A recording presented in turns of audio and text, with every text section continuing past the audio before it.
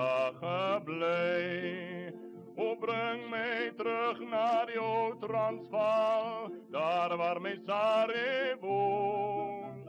Daar onder in die mil is bij die groendoornboom, daar woont mijn Sarre. Yeah, hi guys, and welcome back to episode 2 of the Times and Crimes of the Bushveldt Carbineers with me, Chetty Carter. And last week we heard about the execution of the poor old fever-riddled burgher, Van den Bergen, I think his name was. He'd been a commando in the Zoutpansberg commando unit, but he was basically executed by the orders of Captain Taylor, Bulala Taylor, he who kills. Marched out in front of his family. He got to kiss his teenage daughter and wife goodbye as they marched him out of the house, and they executed him. They weren't really Bushveldt Carbineers as far as I can make out. They were more of the British Intelligence Service under the command of Taylor. But today we're going to be looking at the murder of the 6 Boers. I'm calling the Valdezia 6. Interestingly, Morant and Hancock, they haven't yet made their appearance in our stories. There was a changeover of the guard. They said that the worst of the worst were in the A Company. They were sent back to Petersburg and replaced by B Company, which included Witten and Morant. But we're not going to hear about those today. The story we're going to hear, partly from Charles. He took me to the spot where the Boers were buried, and it's in a macadamia plantation, row after row, these neatly manicured lines of macadamia trees, and the grade is in there. And we'll hear from Charles. We're also going to see the office, because the order seemed to come from Captain Taylor to execute these Boers and make it look like a fight. There was gold on board the wagon. One of the old man, he was so sick with blackwater fever that he couldn't even get out of bed. He was shot in his bed. But there was gold involved, and there was cattle and horses, and that sort of thing interested Taylor. Now, Captain Taylor, when he gave evidence at the trial of Morant and Hancock, the prosecution took him to board him up on the fact that he was actually under investigation for the murder of these Valdezia Boers, and brought his testimony, tried to discredit him because he was under investigation. You are you not? The same Captain Taylor who is yet to be court-martialed for the murder of 6 Boer prisoners. I am. Would it not be in your best interest to suggest that orders were given that Boer prisoners be shot? Are you saying I'm lying, Major? Just answer my questions, Captain. You answer mine. You are answering questions, Captain Taylor. Major Bolton is asking them. I suppose it could appear that way. But he was acquitted, or he quit the army before they could do anything about it.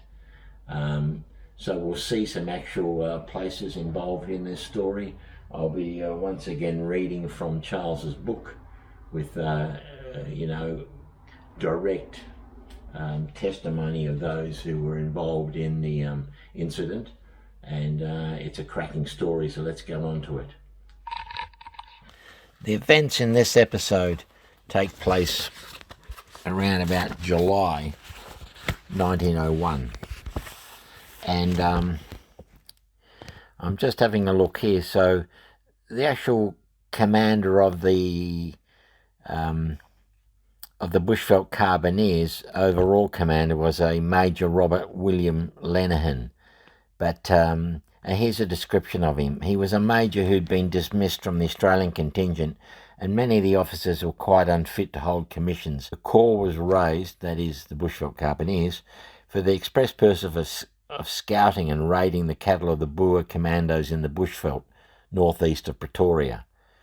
Much of it hilly and mountainous, and most favourably territory for guerrilla warfare.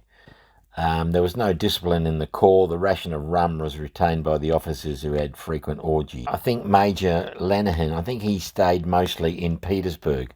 The actual command on the ground was a Captain Robertson. So here's what is written about Robertson. Captain Robertson proved quite ineffectual and incapable of commanding men such as some of those under him in the Spelonken. For support, he deferred excessively to Captain Taylor, who became the de facto commander of Captain Robertson's squadron. The men of A Squadron became increasingly insubordinate towards Robertson to the point of open mutiny. They threatened their officers with impunity. Robertson so distrusted them that for personal protection he kept a loaded pistol handy night and day. The men of his detachment took matters into their own hands, dividing captured stock amongst themselves and drinking the produce of the stills in the area. So, onto the matter at hand. The 6 Boers died at Valdezia. It was no surprise, therefore, when Captain Taylor received an intelligence report on the 2nd of July 1901 that a party of 6 Boers with 2 covered wagons and a large herd of cattle were coming in to surrender. That a runner was immediately dispatched to summon troopers from the Bushveldt carbineers.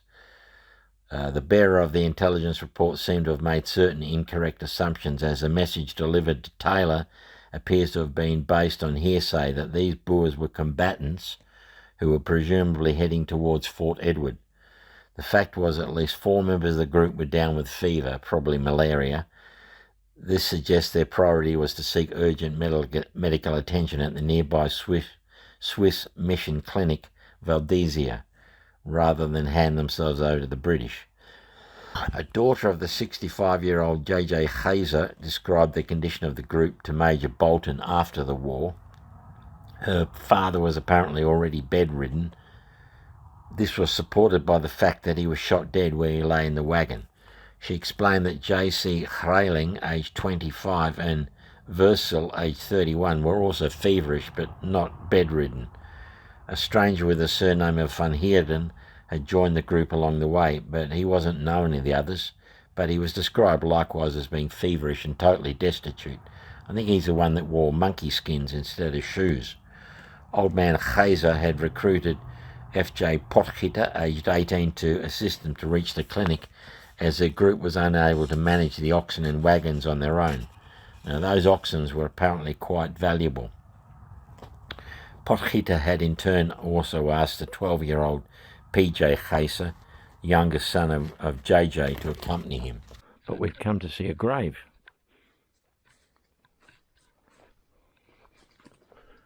Wow. So this originated, or this was, let me get in here. You see now, unfortunately, with the wet on the gravestone, it's not very legible. But anyway,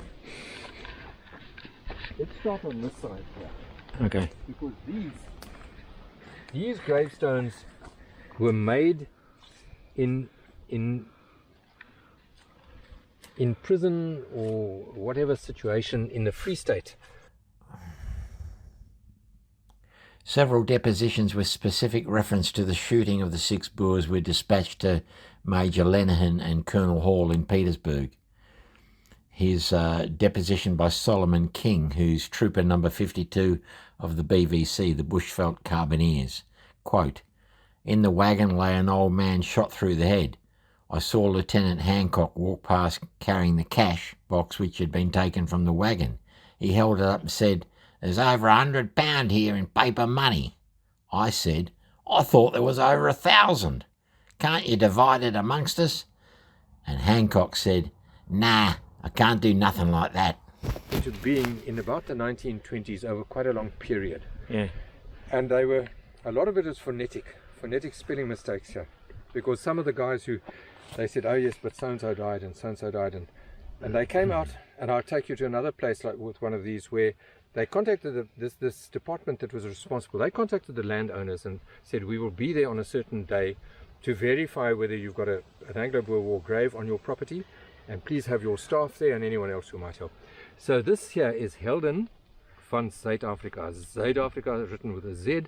Helden is Heroes of South Africa. Is that Old Dutch? Yes, Old Dutch. Vir, VIR is for Vaderland, Fatherland, and Vryheid, 1899 to 1902.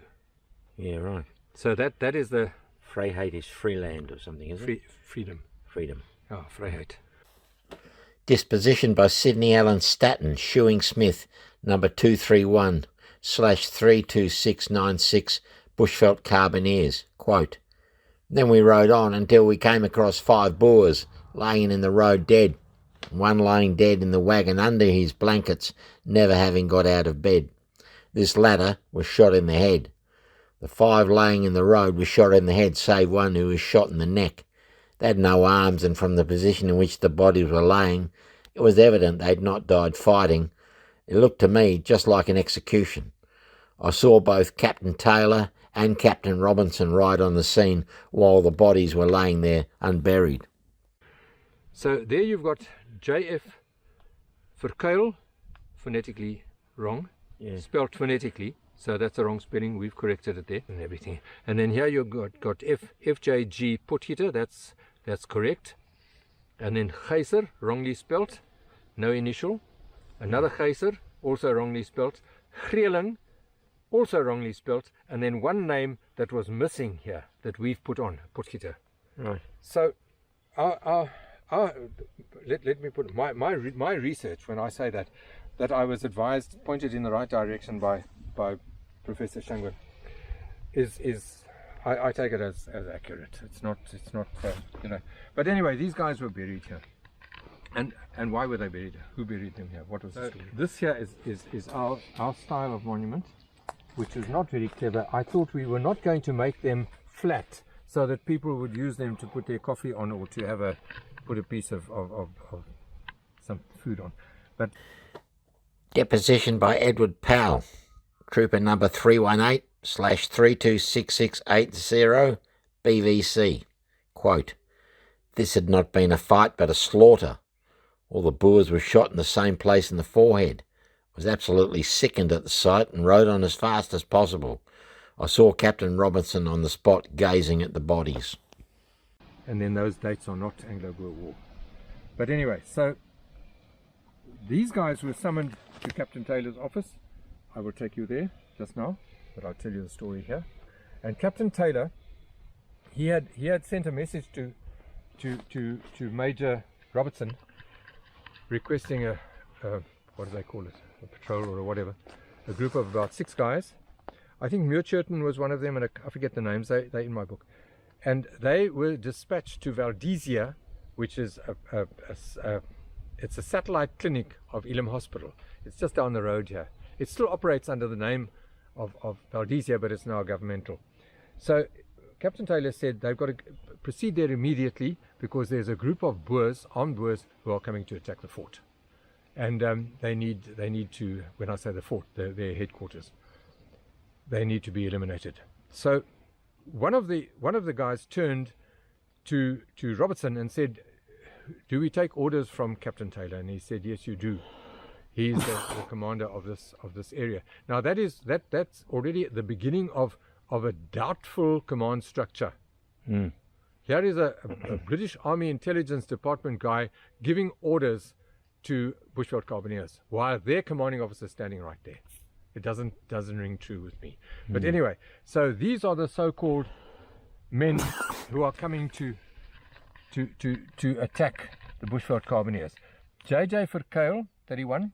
JJ Geyser, 65. He was bedridden from, and he had blackwater fever, which is an advanced stage of malaria. And Valdezia said they can't treat him. He must get to Elim Hospital. That's agonizing. Right. Here's FJC. If is a C or a G. Potgieter, 18, who was a young guy, a neighbor of these blokes. This man was a wealthy farmer. He had apparently a magnificent herd of cows, not very big, but he was taking them to Elim. Elim being neutral, they would look after the cows, and they knew it. So the cows were being driven by this guy who was a neighbor. So he was 18. He came along. Then go down here. Here is this man's son of 12 years old. Here is J.C. Greeling, those are the correct spellings, 25, we don't know much about him. And here is Van Heerden, who is apparently so impoverished that he didn't have shoes on. He had monkey skins around his feet. Yeah. And he was sitting at Valdezia, and when he heard that they were going to... Letter entitled Office of the Resident Magistrate, Petersburg. Quote, Mr. Kaiser, with a party of 5 others, was killed by a patrol of the BVC in July 1901. Kaiser was at the time laying sick in his wagon and was shot through the head. It is supposed that he had some £800 in bar gold, besides a large number of ZAR notes, Zuid-Afrikaanse Republic. No trace was ever found of the gold, but the notes, I know, were distributed among the men as curios. During the inquiry previous to the trial, I was shown many of these notes, most of them value £5. Signed W.N. Bolton, Major. 1901, a Bushveldt carbineers patrol under command of Major Morrison. Sergeant Major. Sergeant Major Morrison.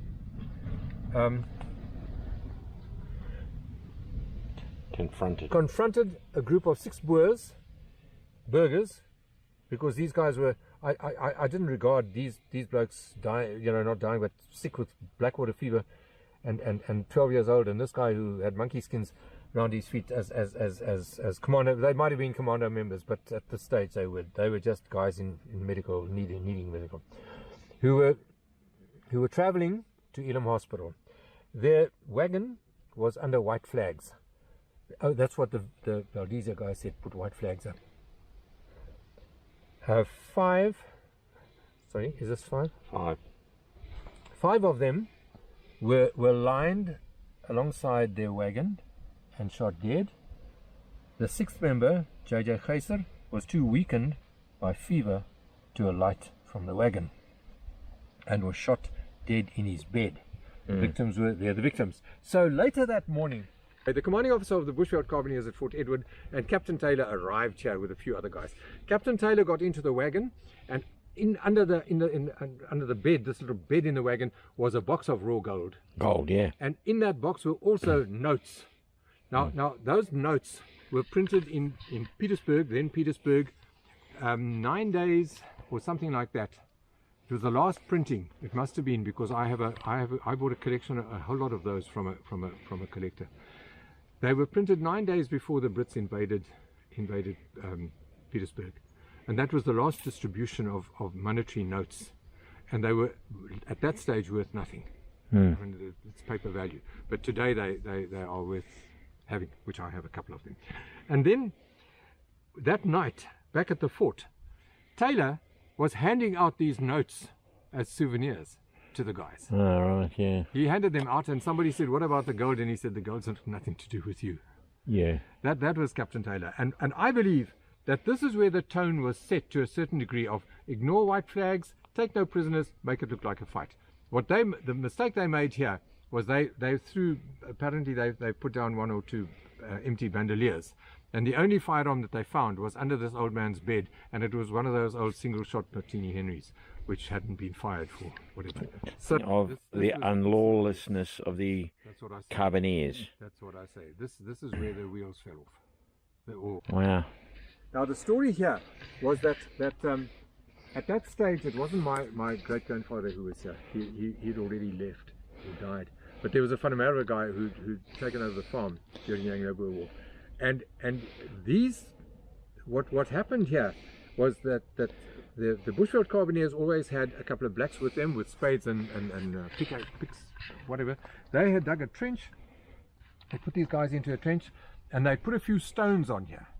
Now I know that because when I started my research and I met this Percy Anderson who I was speaking to just now, I said to him, he said, by the way, you'll pardon us because we've thrown those stones. He said there are no stones around here, but they mess up our agricultural operation. He said we threw a few stones in there.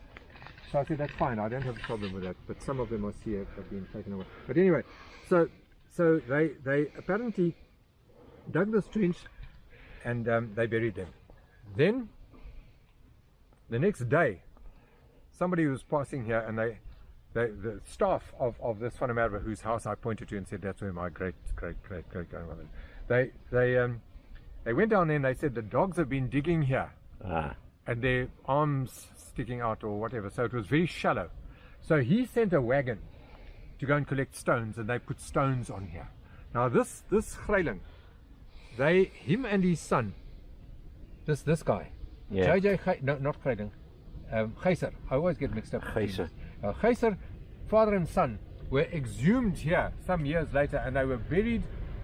If you take the old road from Petersburg, Polokwane south, you pass a siding, a little railway siding. The sign is over there that says Greiling. Right. Sorry, not Greiling. Geyser. Geyser. Says Geyser. And that was on their farm, and there's a cemetery there. And one of Both military units had been at Sweetwaters for about a month. That's where the hotel was, when the report of the group of 6 Boers reached Captain Taylor.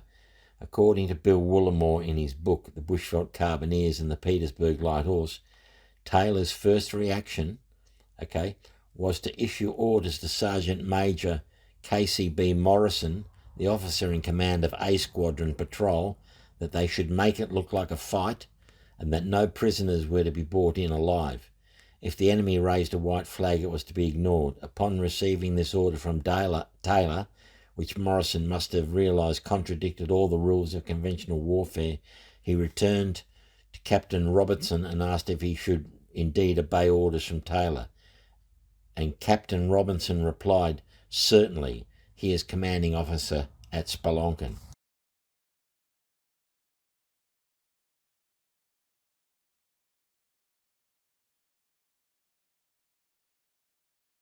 coach. Oh, yeah. Depot. You see how the roof went right up there. Yeah.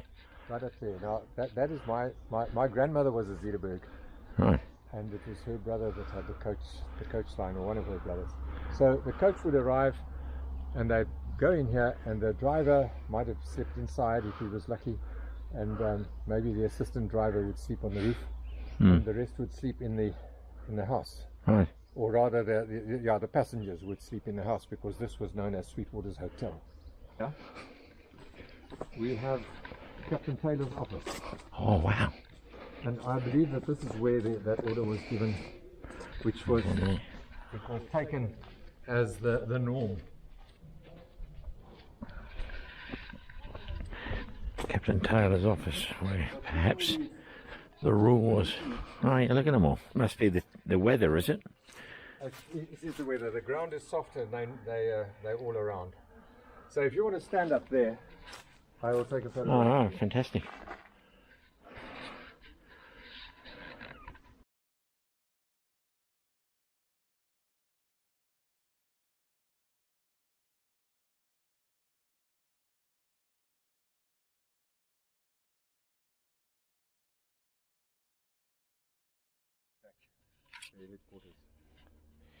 Who do you think was present at that meeting?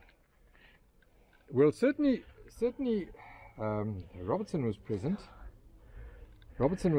But he didn't go with that first group those 5 or 6 guys. I think I've got the list of that in my book. I can't remember them all. Right. I seem to think Muircherton might have been one of them. I'm not too sure. I don't know if Silk was. We can have a look in my book. I've got that. So a small reconnaissance party, a patrol commanded by Sergeant D.C. Oldham, was then dispatched from Taylor's headquarters at Sweetwaters to intercept the wagons near Valdezia. His patrol proceeded down the valley past Elam Hospital and then swung slightly northeast towards Valdezia. They reached Fairview, the farm and homestead of Alexander Pittendry.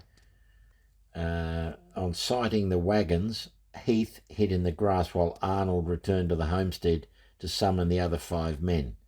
When all 7 were in place, they fired several shots at the wagons, but the only casualty was one of the cattle that had been shot in the shoulder. A white flag was raised, and Sergeant Oldham immediately called a ceasefire, contrary to the explicit orders given by Taylor. It was stated later that Oldham had thought that there might be women and children in the group. Corporal Primrose was then sent back in haste to Sweetwaters to report to the main body that the group of 6 Boers had surrendered. Meanwhile, Sergeant Oldham's patrol had advanced on the wagons and disarmed the Boers. Oldham then reminded his men of the orders given by Captain Taylor. The captured and disarmed Boers were then lined up on the side of the road where each of the 5-man patrol was assigned a victim by Oldham. A .303 caliber volley reverberated down the Lavubu River Valley, and 4 young men and a young boy fell dead on the dirt besides the road. Trooper Heath later recounted that one Boer was laying sick in the wagon, and to the best of his knowledge, Trooper Eden climbed into the wagon and shot him where he lay on his bed. The Boers made no attempt to resist, escape, or defend themselves. Oldham's Corporal Primrose then reported that the Boers had been taken prisoners and subsequently shot. So he went back to Sweetwater's hotel to report to Captain Taylor what had happened. So the main A Squadron patrol, accompanied by Captain Taylor and Robertson as well as Hancock, then proceeded to Valdezia. So this is the first time we hear Peter Hancock's name. So Hancock wasn't actually there at the shooting, but he's then followed Taylor back to where these Boers were executed.